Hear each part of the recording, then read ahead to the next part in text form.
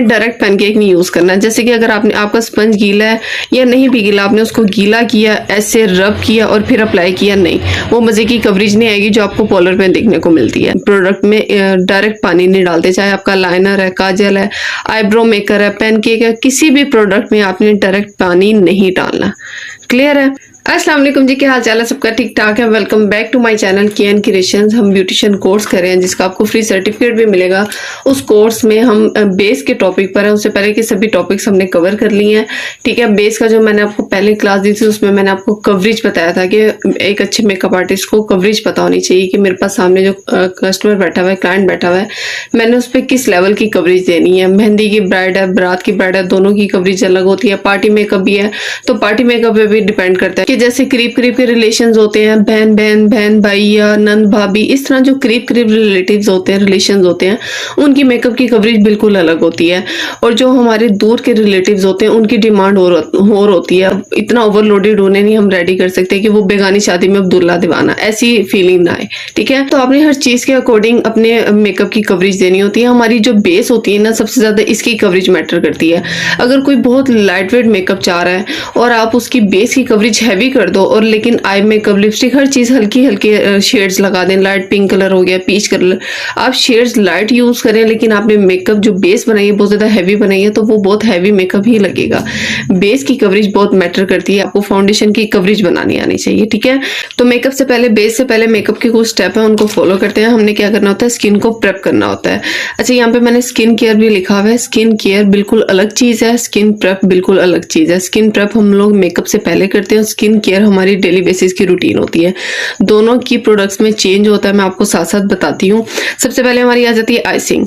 Icing हमने किन दो स्किन पर नहीं करनी है, एक्नी प्रोन स्किन पे। अगर आपकी एक्टिव एक्नी है, आपकी स्किन के किसी भी एरिया पे थोड़ी बहुत भी एक्नी हुई भी है, तो आपने उस एरिया को स्किप कर देना। लेकिन अगर आपके फुल फेस पे एक्नी एक्टिव है, तो आपने एक्नी प्रोन स्किन पे आइसिंग नहीं करनी। क्लियर? उसके बाद डर्टी स्किन, मतलब कि अगर आपकी स्किन में गंद है, आपने क्लिनजिंग नहीं किया, आपने एक्सफोलिएशन नहीं किया, अपनी स्किन को अच्छे से रेडी नहीं किया, फेशियल नहीं है, स्किन पॉलिश कुछ भी आपने नहीं लिया हुआ, तो आपने आइसिंग का स्टेप फॉलो नहीं करना। अगर आपने आइसिंग का स्टेप फॉलो किया तो वो आप पे डिपेंड करता है कि आपने अपनी स्किन के साथ कैसा रिस्क लिया है। ठीक है, आइसिंग करने के लिए दो चीजों का आपने हमेशा ख्याल रखना है, एक्नी प्रोन स्किन ना हो और गंदी स्किन ना हो।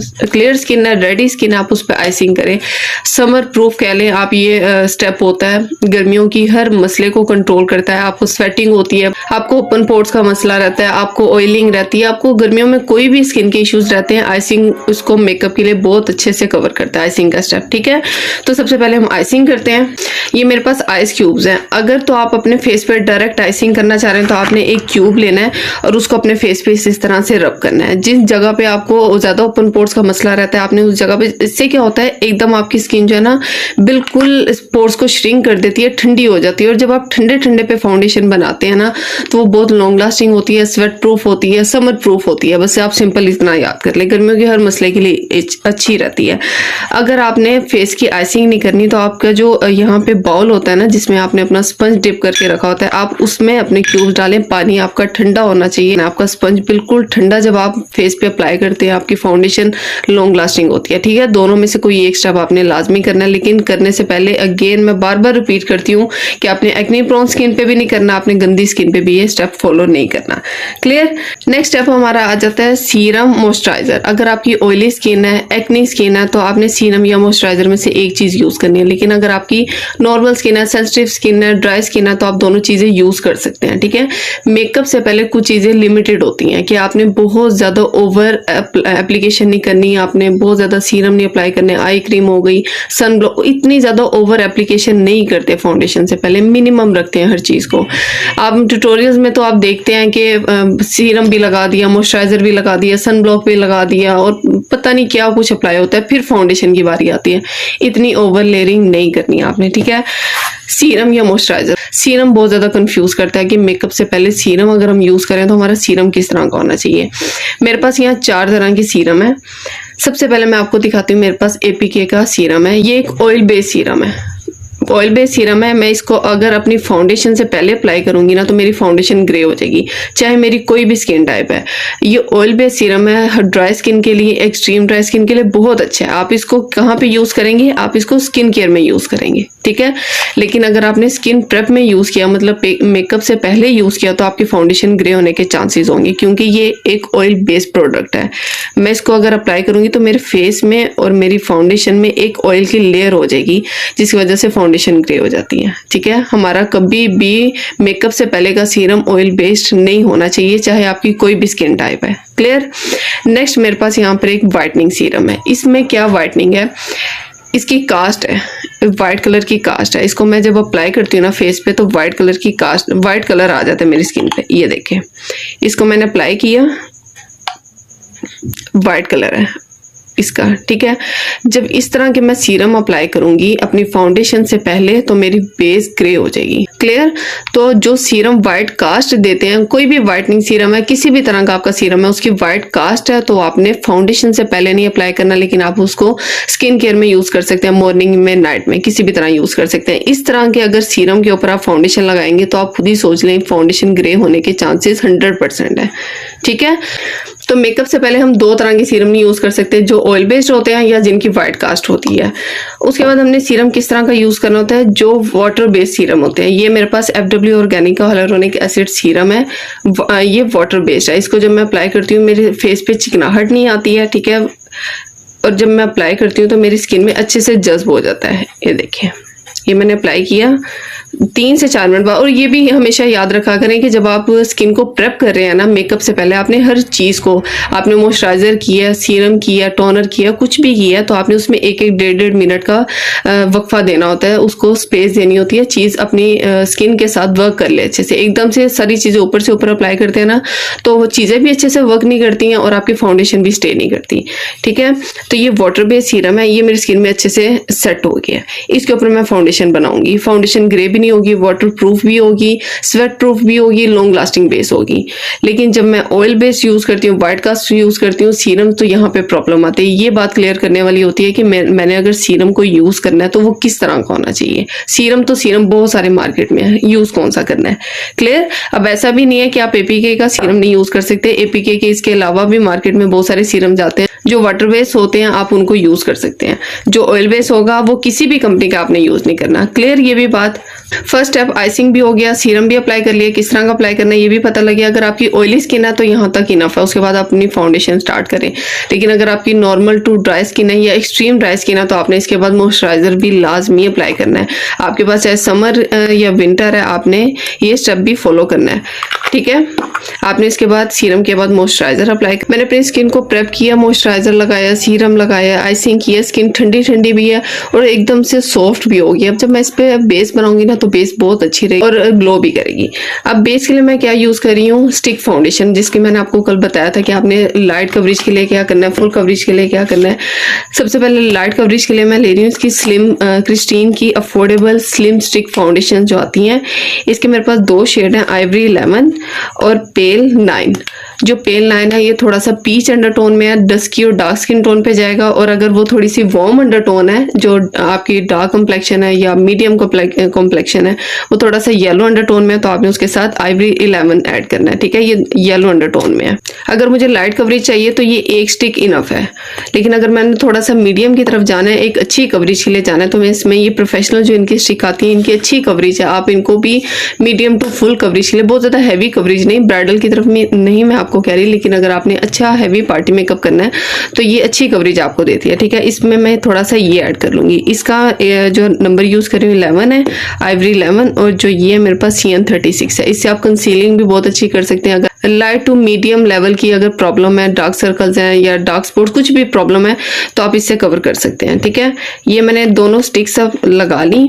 उसके बाद अगर आप फिंगर से ब्लेंड करना चाहते हैं तो फिंगर से ब्लेंड कर लें। और अगर आपने समर्स हैं तो आपने क्या करना है, ये आपका जो ठंडा बिल्कुल स्पंज है, अच्छी तरह से इसका आपने पानी निकाल लेना है। बिल्कुल पानी निकालने के बाद आपने ठंडे ठंडे स्पंज से इसको इस तरह टैप टैप करके, इस तरह ड्रैग नहीं करना। ऐसे करेंगे ना आपकी फाउंडेशन वहां से रिप्लेस हो जाएगी, ठीक है, वहां से हट जाएगी। आपने इसको इस तरह से स्पंज को नहीं चलाना। देखिए मेरी भी नीचे से वहां से बेस हट गई है। आपने स्पंज को हमेशा ऐसे डैप डैप करके चलाना है, ठीक है। स्टिक अप्लाई होगी, हमारी लाइट कवरेज है, इसको मैं जितना भी ज़्यादा अप्लाई कर लूँगी ना, ये एक लाइट कवरेज फाउंडेशन है, इसकी सिर्फ तह मोटी होगी, ये मेरी कवरेज को फुल नहीं करेगी। ठीक है, तो जितना मिनिमम था मैंने अप्लाई कर लिया। उसके बाद मैंने इसको बेक करना है। ऑयली स्किन है आपकी, नॉर्मल टू ऑयली स्किन, आप इसको पैनकेक से बेक करेंगे तो ज़्यादा अच्छा है। समर्स में आप यूज़ किया करें ज़्यादा से ज़्यादा जो पैनकेक होते हैं, वो आपकी बेस को लॉन्ग लास्टिंग करते हैं, स्वेट प्रूफ करते हैं। और जैसे जैसे टाइम गुजरता है ना, ऑयली स्किन है या ड्राई स्किन है, इस बेस पे ग्लो आने लगता है। तो अब पैनकेक को आपने यूज़ किस तरह से करना, कभी भी आपने डायरेक्ट पैनकेक नहीं यूज़ करना। जैसे कि अगर आपका स्पंज गीला है या नहीं भी गीला, आपने उसको गीला किया, ऐसे रब किया और फिर अप्लाई किया, नहीं, वो मज़े की कवरेज नहीं आएगी जो आपको पॉलर पे देखने को मिलती है। और अगर आपने इस तरह से भी यूज़ किया जाता है, डायरेक्ट पैनकेक पे आपने पानी डाला और इसको फिर अप्लाई किया, इस तरह जो है ना आपकी जो प्रोडक्ट है वो ख़राब होती है। उसमें पानी की मिकदार इतनी ज़्यादा होने लगती है कि आहिस्ता आहिस्ता उसका रिजल्ट ख़राब होने लगता है। कभी भी अपनी प्रोडक्ट में डायरेक्ट पानी नहीं डालते, चाहे आपका लाइनर है, काजल है, आईब्रो मेकर है, पैनकेक है, किसी भी प्रोडक्ट में आपने डायरेक्ट पानी नहीं डालना। क्लियर है? आपने इसको किस तरह से यूज़ करना है, इसको पेंट की तरह आपने यूज़ करना है। पेंट बनाने के लिए आपने इसको थोड़ा सा क्रश करना है। इस तरह से आपने इसको क्रश करके इसका पाउडर निकाल लेना। जब आप इसका पाउडर निकालते हैं ना, तो आप प्रोडक्ट में पानी नहीं जाता। अब मैं जो पानी ले रही हूँ ना, यहाँ से वो ठंडा पानी ही ले रही हूँ जिसमें मैंने क्यूब्स डाले हुए थे। ठीक है, और इसका एक पतला सा पेस्ट बना लूँगी। अब पेस्ट पे भी कवरेज डिपेंड करती है। अगर मेरा पेस्ट बहुत ज़्यादा थिक है ना, तो बहुत ज़्यादा मोटी तह लगेगी। अगर मेरा इस तरह से, ये देख रहे हैं आप, ये रनी है बहुत ज़्यादा, तो ये बहुत ज़्यादा थिन लेयर आएगी और बहुत फ्लॉलेस बेस बनेगी। मेरी बेस लॉक भी हो जाएगी और बहुत अच्छी शाइन भी आएगी। ठीक है, इस तरह से मैं इसको अप्लाई करूँगी। पेंट की तरह अप्लाई करने से क्या होता है, बिल्कुल इक्वल और थिन लेयर बैठती है। कहीं पे जब हम इस तरह स्पंज से यूज़ करते हैं ना, जब हमने इस तरह से लिया, यहाँ पे ज़्यादा हो गया, जैसे जैसे आगे जाते गए कम होता गया, क्योंकि प्रोडक्ट स्किन के साथ लगता जा रहा है, यहाँ से कम होता जा रहा है। लेकिन जब हम इस तरह से काम करते हैं ना, तो ये इक्वल बिल्कुल काम होता है और बहुत ही ज़्यादा अच्छी फ्लॉलेस फिनिश आती है, बेस पे ग्लो आता है, बड़ी अच्छी शाइन आती है, बहुत मज़े की बेस बनती है जब आप इस मेथड के साथ काम करते हैं। पहले पेंट की तरह अप्लाई कर लिया, उसके बाद आपने वही अपना स्पंज लेना है। इसमें पानी बिल्कुल भी ना हो, बिल्कुल अच्छी तरह से इसका पानी आपने निकालना है। निकालने के बाद आपने इसको हल्का हल्का सा बेस को सेट करना है स्किन के साथ। उबरी उबरी सी ना रहे। जब आप हल्का सा डैम ब्यूटी ब्लेंडर इस पर चलाएंगे ना, तो क्या ही मज़े की इसकी कवरेज आती है, क्या स्किन एकदम स्मूथ हो जाती है जब आप इस तरह से उसको इवन करते हैं। ब्यूटी ब्लेंडर से सेट करने के बाद आपकी फाउंडेशन रेडी होती है। जब आप पेनकेक यूज़ करते हैं ना, तो उसके बाद आपको कोई लूज पाउडर, कम्पैक्ट पाउडर की ज़रूरत नहीं पड़ती। ये वाटर बेस फाउंडेशन होती है, ये आपकी बेस को अच्छे से लो करती है, वाटर प्रूफ करती है।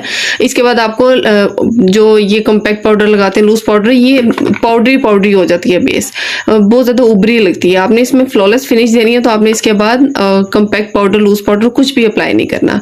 लेकिन अगर आपकी बहुत ज़्यादा एक्नी स्किन है, बहुत ज़्यादा ओवर ऑयली स्किन है, तो फिर आपने एक्नी एरिया पे भी हल्का हल्का सा पाउडर रखना है अगर आपको ज़रूरत महसूस हो रही है। ये बहुत ज़्यादा ओवर ऑयली स्किन है। ठीक है, अगर पैनकेक उसको इनफ नहीं करा तो आपने कम्पैक्ट पाउडर लगाना है। लेकिन मैं आपके साथ एक ऐसी बेस शेयर करूंगी जिसके बाद आपको कम्पैक्ट पाउडर की भी जरूरत नहीं पड़ेगी, चाहे वो जितनी भी ऑयली स्किन है, एक्नी स्किन है, जितना भी ज़्यादा गंदा मौसम है, मानसून का है, वो इनफ होती है बेस, और उसकी फाइनल फिनिशिंग भी बहुत फ्लॉलेस आती है। ठीक है, तो बेस की स्मूथनेस और इसकी कितनी थिन लेयर है, आप यहाँ से इसका आइडिया कर लें। बहुत थिन लेयर है, बहुत ज़्यादा मोटी लेयर नहीं बनेगी, क्योंकि मैंने इस मेथड से अप्लाई की है। ठीक है, जो मैंने स्टिक लगाई उसको ब्यूटी ब्लेंडर से, डैम ब्यूटी ब्लेंडर से ब्लेंड किया, वो स्किन के साथ सेट हो गई। उसके बाद मैंने जो ऊपर से पैनकेक लगाया, उसको मैंने पेंट की तरह अप्लाई किया, तो कभी भी मेरी कवरेज इतनी मोटी नहीं आएगी कि मुंह पे केक की तरह मेरी फाउंडेशन लगे। ठीक है, वो मेरी स्किन के साथ एक थिन लेयर है, बारीक लेयर है, फ्लॉलेस फिनिश है। ठीक है जी, तो ये थी हमारी आज की क्लास, जिसमें मैंने आपसे फाउंडेशन की कुछ मिस्टेक शेयर की हैं जो हम करते हैं और फिर हमारी फाउंडेशन में प्रॉब्लम आती है, और कुछ ट्रिक्स, कुछ रूल्स शेयर किए हैं जिससे आपकी फाउंडेशन अच्छी होती है, लॉन्ग लास्टिंग होती है। तो आज की वीडियो, आज की क्लास आपके लिए हेल्पफुल रही है, तो वीडियो को लाइक करिएगा। मिलेंगे इंशाल्लाह नेक्स्ट बेस की क्लास में। अपना बहुत सारा ख्याल रखिएगा। अल्लाह हाफिज़।